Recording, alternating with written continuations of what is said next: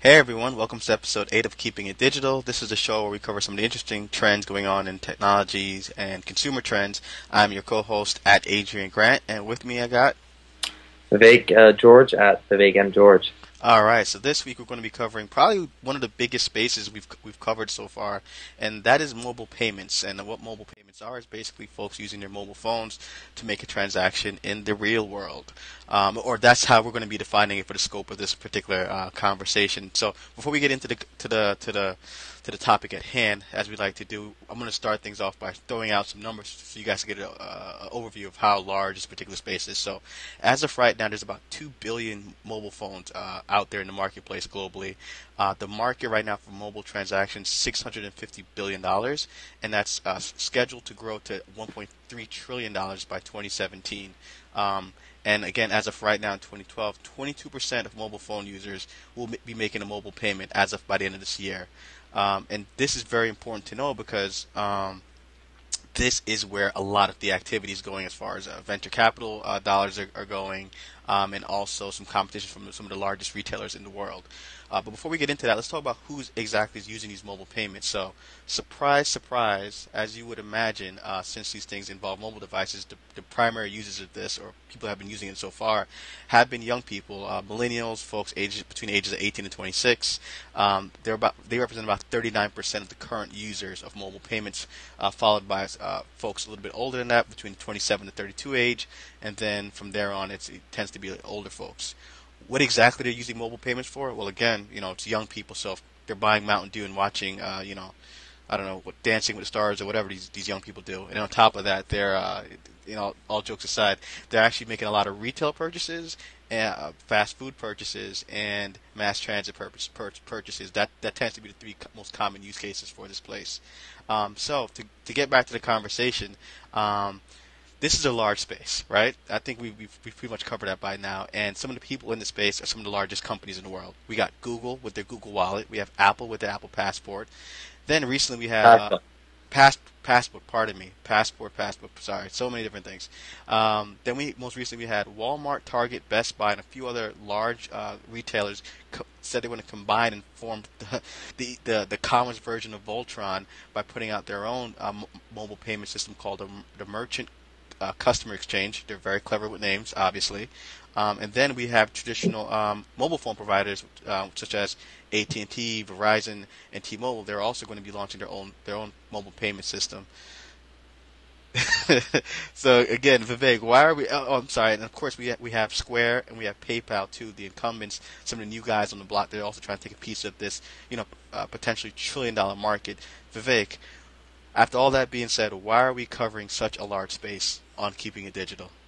Yeah, so the reason I'm interested in talking about it and why I thought it would be a good subject for us to talk about is it's clearly a growing space. Young people are having the trend of using it, and they're clearly not going to stop using it.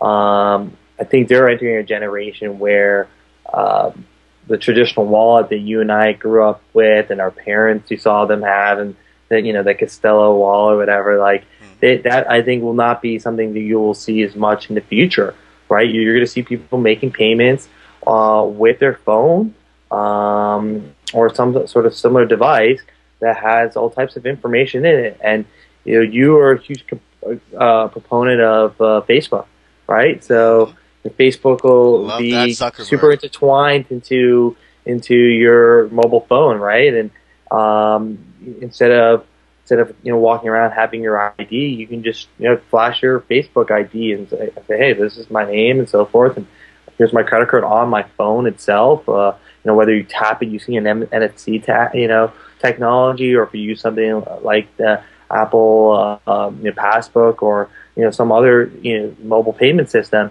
I think this has become more and more of a trend. And that's why I thought it was important to try to map out who the players are, where things are going, how they're approaching it. People are taking different approaches to that. Yeah, you bring up a lot of things. So I'm gonna try to unbundle that. You brought up personalization.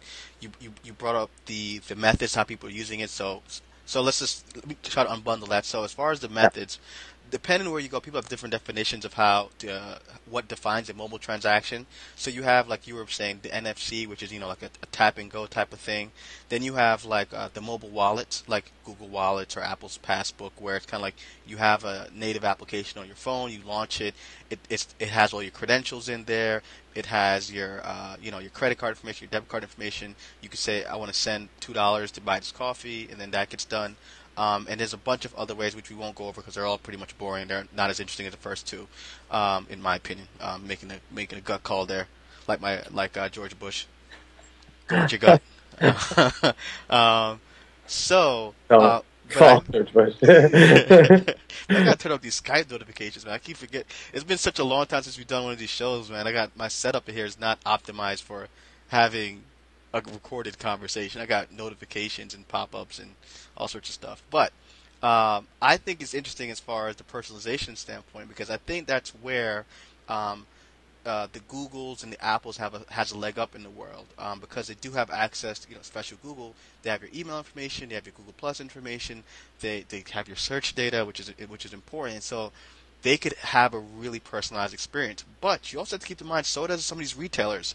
Like I don't know if you saw this article a while back that Target would have been able to predict when people are pregnant, depending on what you've been purchasing through there. So they've for like years now they've had a system to track, oh, when a woman buys this, and this product, chances are she's expecting. So they tend to send her offerings for diapers and formula and things like an expecting mother would like to purchase. So these retailers too have the ability. They have rich data as to their customers. And I think that's really going to be the game changer here. Is it's not that the ability, hey, I could use my mobile phone to make a transaction. That's not going to be the game changer. The game changer is going to be like what is tied natively to my experience and can serve me the best deals and the best offerings and be very simple and straightforward. Because no one's going to be using NFC for this and using a credit card for this and using like this one's something simple. I guess. I mean, I think your point is correct, and what you're suggesting in regards to what Target does and how they're getting to customers. I mean, I think that's just a strategy that they're continuing to use and will be a method for marketing for them, right, to drive sales and creating a more personalized experience. Though I'm still not sure who the winner is in terms of technology. I feel like you said, it's the wild wild west right now. Is it going to be high definition, TV, or is it going to be Blu-ray? Is it going to be NFC? Is it going to be, is it going to be, some sort of passbook type of thing, or Square Wallet type of thing, or is it going to be like a Venmo payments? Who's going to be QR codes? Like who's going to win? What kind of technology is going to win?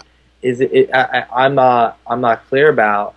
Clearly, Apple doesn't really believe too much in the NFC space, right? They make great devices, and they've ignored, for two years in a row when they put out new devices. Google's already had NFC stuff, and they've ignored it, and they still don't think it's that important. They came out with their own sort of version that doesn't really require hardware on the storefront side of things, and except NFC. You to use Google Watch. In order to use Google Watch, you have to have NFC. Right, but Apple's approach is like, hey, we don't want to put that pressure of getting the hardware at its location. Which I think is a great way to go about doing it. All you need is a bar scanner, which is what it's way more common to find a bar scanner in some of these locations than it is to find a NFC device. And so I actually have some thoughts as far as who or what technologies are going to win. I don't think it's going to be QR codes. I really dislike the QR codes. I think the person that invented QR code was a marketer. I think it's a bad idea to let a marketer inside of engineering offices say, "Hey guys, I have a clever idea. Why can't we just align our smartphones up to a particular angle, and you snap a picture, and then it takes 20 seconds to process it." It's marketers' technology. That's not a nerd's technology. I also don't think it's going to be NFC because as Google Wallet is struggling. As Google Wallet exemplifies why I think it won't be NFC that wins. They've had this is Google now, tremendously large company, tremendously smart people, and they couldn't even crack the nut because a lot of these vendors don't want to install a new NFC device that's compatible with Google Wallet when they already have their own systems and like there's not exactly a use case for them. The value proposition isn't exactly there. I think what's going to win, and I think maybe I'm not going to say Apple's going to win, but I think an Apple-like model in the sense that you have to make it seamless for the merchant, and you have to make it seamless for the end user to make that transaction. That's what's going to win. what's also interesting, I want to get your thoughts on this too, is the fact that right now the it company is Square, right? Everyone's talking about Square and the fact that they're doing this deal with Starbucks, and now you could go into Starbucks and use your Square, and of course Square is co-founded by Jack Dorsey, who everyone loves from Twitter fame. I know you're a big fan of his, and I am likewise. But what's interesting to me is the fact that people tend to write off PayPal. And what's interesting about that particularly is the fact that PayPal started, the first ever product PayPal built was to send money through phones, through text message. Yeah. Then they realized, oh, maybe we should start doing this through emails, and then they started doing they started working with eBay and doing eBay transactions. But how PayPal started off was doing mobile payments. So it's really funny that now, 12 years later, the market's heating up, and now they see themselves as like what, fifth in the marketplace. No one's talking about them, and they kind of have to go for Yeah. broke now. Yeah. I mean, yeah, definitely. I think obviously those type of guys will never go away. You know, you're PayPal's a huge name, very much trusted, a solution for a lot of stores as it is on their website. So creating a solution at a location makes sense as well. It's a seamless process. It does a lot of the tracking, receipts for you as well. So yeah, PayPal's gonna be there. Square's gonna be there. I mean, I was at a restaurant the other day. They had an iPad out and they had some sort of swipe device, sort of like a Square. That it was obviously. I'm not exactly sure, but in some ways it falls into mobile technology because it's utilizing an iPad. But still, give them a credit card. So it's not the most traditional manner of a mobile payment, or it's as clean as a mobile payment as people think about. But yeah, it's there's a lot of different players, and then there's this peer-to-peer payment, right? And a big company in that space is Venmo, and they sort of harp around the social side of things. And I know a lot of people in the technology community that's using it, and sort of outside of that space too, like sharing payments, who you're paying, what is it you're paying for. And discounts too is a part of that too. So it's not just if I'm always going to a certain coffee shop, what you'd ideally like is a discount or loyalty programs, just all sorts of auxiliary business models or business opportunities in this space. But I think yeah, and I think that's what Passbook does for you, right? That's part of the reason to use it, and that's why it's bundled into all of your cards are in there, and also the places you go more frequently, you have access to, and you favorite a location and so forth. So Apple definitely is into that. Yeah, you also brought up something too, which is the whole peer-to-peer thing, and of course you have peer-to-merchant. What's also interesting too, which I think is what I just saw, was that Google, in their next iteration of Google Wallet, do something very interesting, something that I think could be a game changer. So now Google Wallet traditionally has been on your mobile device. It's been an Android app. That's how you've used it. Now what they're doing is saying, hey, you can also use it in your browser. So now as you browse the web, so of course they had Google Payments. Google Payments has been around for I don't know, a year and a half, 2 years, whatever like that. But now, once you store everything in your Google Wallet, as you go and make transactions throughout the web, you could use your Google Wallet to make payments. So you don't necessarily have to use Google Checkout. So basically, Google Wallet's now just like it's like a password manager. It stores all your credit card information. So whether you're on BestBuy.com or Walmart.com, and they ask you to enter in your credit card information, you just enter in your Google Wallet information, and just like that, it has all your credit card information. No need for you to take out your wallet. That I think could be really interesting because again, I personally think what's going to win is someone's going to provide an end-to-end solution. And I don't think it's one last thing. I don't think it's going to be. I think the person that can nail merchant to consumer is going to win. They're going to win also merchant to consumer and peer-to-peer. I don't think it's going to be two separate companies. Yeah. So in regard to what they're going to do on the web, I'm sure a lot of people like you and me might get involved. Depends on how many partner vendors they can get. Put some sort of widget on their site. I think they're trying to make it work like as a browser extension, so it'll work anywhere. Yeah, but once again, that's how many people do browser extensions, right? This is true. So that's even smaller group. I think what they'll probably end up trying to do is like they're going to try to say, hey, how many people have Android devices that have Google Wallet on it? So you should actually put this widget on our site, and they just click it, and it fills out their credit card information. They're going to try to do something like that, and we'll see how that goes. I mean, I think there is potential. It's potential as more and more people are on an Android platform and they start, adding Google Wallet to their, utilizing Google Wallet. So then it's a data point that Google can utilize to sell to, the Etsy, the Amazons of the world, and say, hey, one click, boom, they can make a purchase, right? So, yeah, they're going to try, and we'll see. I'm haven't been super like the numbers show. Google hasn't been overly impressive, partly because they just have to get the physical technology into. I think so now this is taking that out of there, but yeah, I'm more curious how Apple goes, forward. I think they have something really going well. Obviously the people behind Venmo, they got picked up, and they have in such a short period of time, right? And they're doing, I forget how much they're doing in transactions, but it wasn't huge already, right? So people think it's hot. It's just figuring out who, that fragmentation, like we were talking about when we were talking about the daily deals space. I think it's just going to calm down. Like only certain players can win. There's just too many of them. Yeah, it's too many. Like we didn't even mention the fact that Amex, Visa, and MasterCard all have their own competing mobile payment platforms. They all do. Yeah. You know what I mean? And so they have actually access to the physical cards that everyone uses nowadays. Then, of course, we have the biggest player in the space, which is Cash, which is actually, if you were to bet on one particular entity to win, it's going to be Cash, because Cash will always be universal. There's these companies that are saying Cash is going to go the way of the dodo in the next 10, 20 years. I don't believe that. I think Cash is always going to be king. Yeah. And that is by far the largest, usage or transaction. That's actually by far the payment, the most popular payment used to complete a transaction. So to wrap up this space, I think I've been pretty clear as far as my belief as far as what the future of this particular space will look like. I think the person's going to come out on top is going to be someone that offers a really end-to-end solution that's simple, straightforward, has to have personalization. You have to have discounts. You have to have loyalty cards. You have to be able to give me deals that are going to be relevant to me. It's not going to be like a Groupon offer.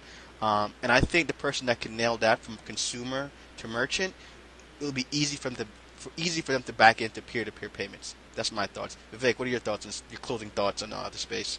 I think I'm curious to see if Apple gets into NFC at all. I think Square is doing some really good work. They've landed some excellent partnerships, right, with Starbucks. They're making it merchant, cost for processing payments very cheap. I think PayPal's actually made it even cheaper. So I'm curious, like how much I get, lower that goes, right?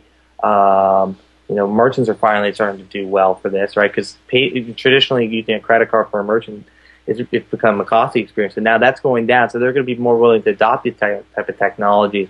And I think Square is doing a very interesting approach. They're working with the storefronts, and they're creating a really excellent, easy experience for the customers. So So in turn, the store is going to, sort of promote, right? They're going to say, hey, Square is doing transactions for us and doing it really cheap. Let's, promote them, right? And hopefully that in turn will get more customers. So who the winner is and what technology is going to win, I'm going to have to bank on, like you said, probably in a less hardware-related technology, like away from NFC, and something more closer to what Square and what Apple's doing. So. Yeah, no NFC, no QR codes, people. Those are bad technologies. If you see an NFC thing, you run away. Another interesting tidbit about NFC for those geeks listening, or for those non-geeks listening that like this kind of conspiracy theory stuff, is I think all U.S. passports made since 2007 or 2008 all have NFC chips. And there's been hackers and people doing experiments where they've actually been able to hack into people's passports and get their social security information and then tie it into bank accounts. So NFC is a very dangerous thing, kids. If you see that, run away. Just say no. With that being said, you can follow us on Twitter. I am at Adrian Grant. I have all conspiracy. Follow me for conspiracy theories, cats, and gangster rap. Vivek, what's your Twitter handle? I'm Vivek M. George, and you can follow me for more traditional things like technology and digital inspirations in general. All right, guys. Thanks for watching. We'll see you next time. Oh, yeah. At Agent Grant, at Vivek M. George. Thanks again. We'll catch you. Hey, Bueller. Oh, and Bueller. Yes. What is Bueller?